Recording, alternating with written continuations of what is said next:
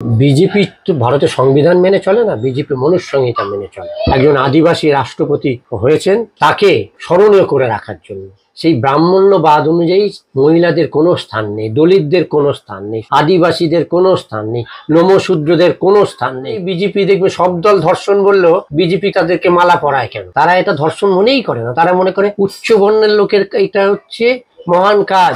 BJP দলিত রাষ্ট্রপতি করেছিলেন রামনাথ কোবিন্দকে, আদিবাসী রাষ্ট্রপতি করেছেন দ্রৌপদী মুর্মুকে। এবং আদিবাসীদের কি অবস্থা সেটা আমরা ভালোভাবে জানি। দ্রৌপদী মুর্মু রাষ্ট্রপতি হওয়ার পর ওনার গ্রামে ইলেকট্রিসিটি গিয়েছে। এর আগে দ্রৌপদী মুর্মু সংসদ বিধায়ক সবই ছিলেন। এবং আদিবাসীদের যে প্রকৃত কতটুকু ভালোবাসে সেই চিত্রটা আমরা দেখতে পেয়েছি যখন নতুন সংসদ ভবনের ভূমি পুজো হয় এবং যে গৃহপ্রবেশ যে পুজো, সেই পুজোতে কিন্তু দ্রৌপদী মুর্মুকে আমন্ত্রণ করা হয়েছিল না। এবং তার পরবর্তীতে গত মাসের 19 তারিখে আগস্টের যখন সংসদরা এমপিরা যখন ওখানে প্রবেশ করেন, সেই দিনেতেও কিন্তু দ্রৌপদী মুর্মুকে আমন্ত্রণ জানানো হয় না। এটার মূল কারণ কি?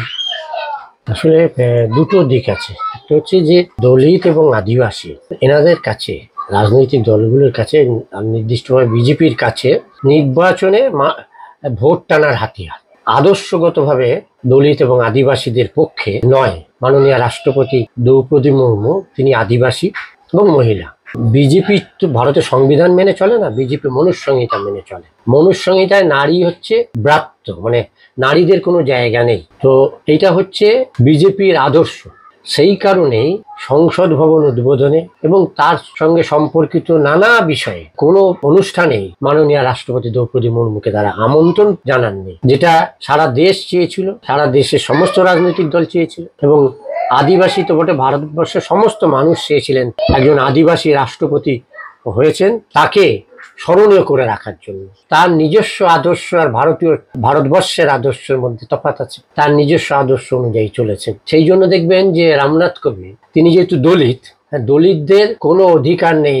ব্রাহ্মণ্যবাদী মনুবাদী ধর্মে দলিতদের কোনো অধিকার নেই। দলিতরা হচ্ছে পা, ফলে পা মানে নিচু জাত। সেই নিচু জাতের মানুষদের এই শুভ কাজে অংশগ্রহণ করাটা মনুষ্য সংহিতা অনুযায়ী। যখন উনি রাষ্ট্রপতি ছিলেন তখন রাম মন্দিরের পূজা হয়েছিল, রাম মন্দির নির্মাণের জন্য ভিত্তি পূজা, তখনও কিন্তু ওনাকে আমন্ত্রণ জানানো হয়নি। শুধু উনি নন, অমিত শাহজিকে আমন্ত্রণ জানানো হয়নি। অমিত শাহজিকে বাঁচানোর জন্য ওনাকে করোনার বাহানা করে হাসপাতাল অ্যাডমিট করা হয়েছিল, যেহেতু অমিত শাহ ব্রাহ্মণ্য নয়। বিজেপি রাজনীতি যারা জানেন যে এটা কি, ওরা হিন্দু বলেন কিন্তু এরা কার্যত মুষ্টিময় 3% ব্রাহ্মণ এবং ব্রাহ্মণ্যবাদ একটা মতবাদ। সেই ব্রাহ্মণ্যবাদ অনুযায়ী মহিলাদের কোনো স্থান নেই, দলিতদের কোনো স্থান নেই, আদিবাসীদের কোনো স্থান নেই, নমশূদ্রদের কোনো স্থান নেই, পণ্ড্রদের কোনো স্থান নেই।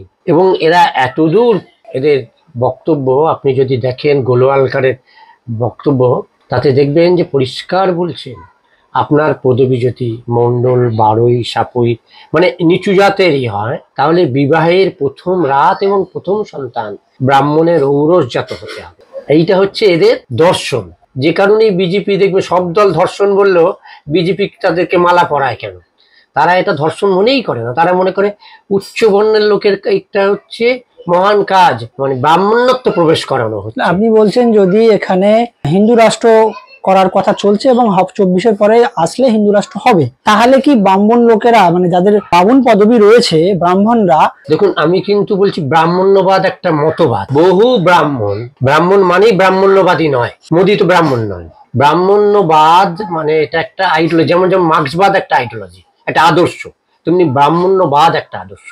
সেই ব্রাহ্মণ্যবাদকে কার্যকারী করতে নেমেছে বিজেপি। ফলে এখানে ব্যক্তিগতভাবে বহু ব্রাহ্মণ দেখবেন বিজেপির বিরুদ্ধে। আপনি রাজনীতির জগতে দেখুন, অসংখ্য ব্রাহ্মণ মানুষ তারা বিজেপির বিরোধিতা করছে।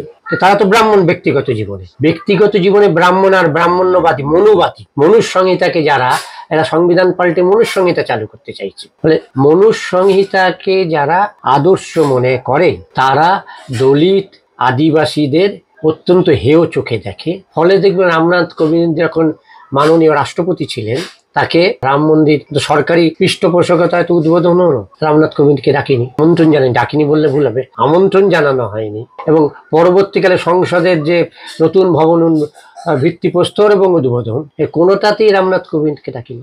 এইসব মুখগুলো হচ্ছে কেবলমাত্র দলিত আদিবাসী এদের বোকা বানানোর জন্য, তাদেরকে প্রতারিত করার জন্য এইসব মানুষদের সামনে রেখে আসলে এরা মনুবাদকে চালু করতে চাইছে, মানুষকে প্রতারিত।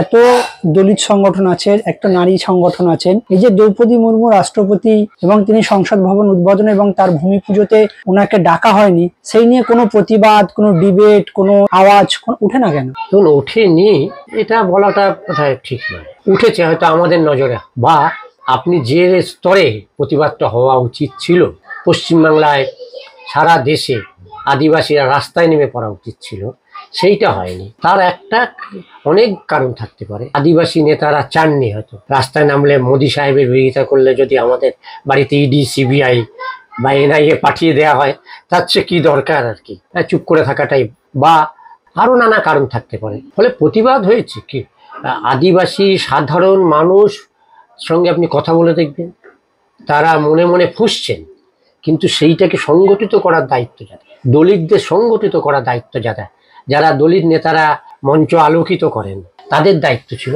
তারা সেটা করেননি। না করার নানা কারণ থাকতে পারে। একটা কারণ আমি বললাম যে ED, CBI, NIA, income tax